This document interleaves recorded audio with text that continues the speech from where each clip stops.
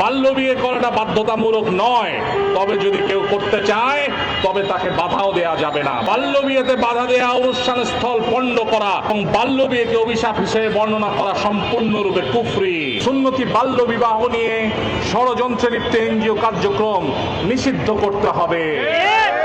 বাংলাদেশে বাল্য বিয়ে বন্ধ করতে বিদেশি তহবিল নির্ভর এনজিও কার্যক্রম হঠাৎ করে বৃদ্ধি পেয়েছে। বিদেশি অর্থায়নে পরিচালিত এনজিও গুলোর মাঠ পর্যায়ে সক্রিয় হচ্ছে এবং রাষ্ট্রীয় ব্যবস্থাকে ব্যবহার করে বাল্য বিয়ে বন্ধের কার্যক্রম পরিচালনা করছে। আমরা ইনসাফ কায়েমকারী ছাত্র শ্রমিক জনতা বাল্য বিয়ে বন্ধের নামে পরিচালিত এই ধরনের কার্যক্রমের নিন্দা জানাই, প্রতিবাদ জানাই। আমাদের স্পষ্ট বক্তব্য হচ্ছে, বিয়ে একটি দিনী বিষয় যা বর্তমান আইনে মুসলমানদের জন্য মুসলিম পারিবারিক আইন দ্বারাই নির্ধারিত হয়।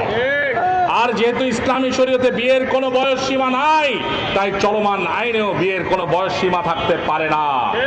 তবে হ্যাঁ, বাল্য বিয়ে করাটা বাধ্যতামূলক নয়, তবে যদি কেউ করতে চায় তবে তাকে বাধাও দেয়া যাবে না, বাধা দেওয়াও যাবে না।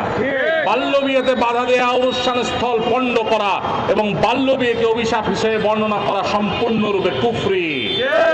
যারা এই ধরনের অপকর্মের সাথে জড়িত তাদেরকে গ্রেফতার করে শাস্তির আওতায় আনতে হবে।